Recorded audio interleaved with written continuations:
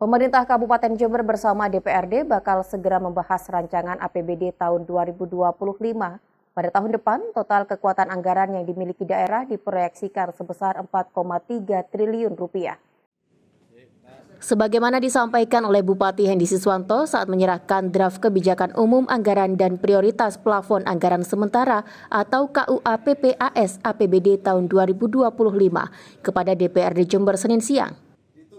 Dalam KUA PPAS yang merupakan acuan penyusunan APBD tahun selanjutnya, pemerintah memproyeksikan kekuatan anggaran daerah sebesar 4,3 triliun rupiah dengan memasang sejumlah skala prioritas, antara lain pertumbuhan ekonomi sebesar 5,1 sampai 5,5%. Meski saat ini pertumbuhan ekonomi daerah masih di angka 4,53%, serta menekan angka inflasi daerah agar tidak lebih dari 3 poin.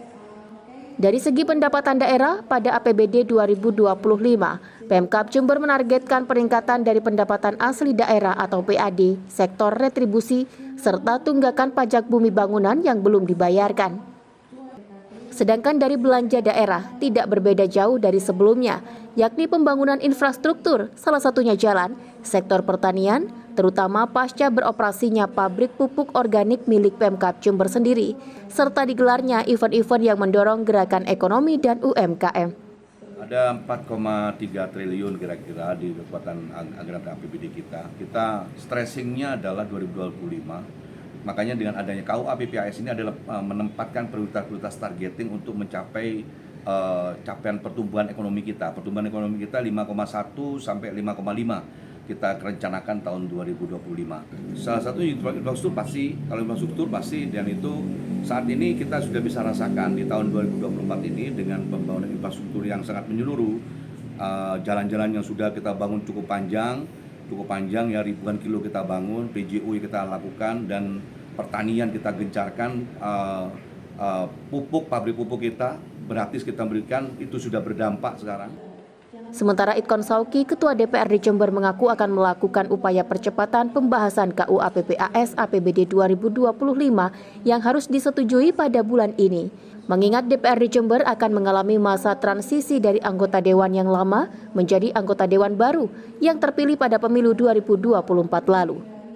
Satu hal yang penting saya sampaikan di sini adalah bahwa pembahasan KUA PPAS sampai APBD juga KUPA maupun BAPBD ini akan melewati masa transisi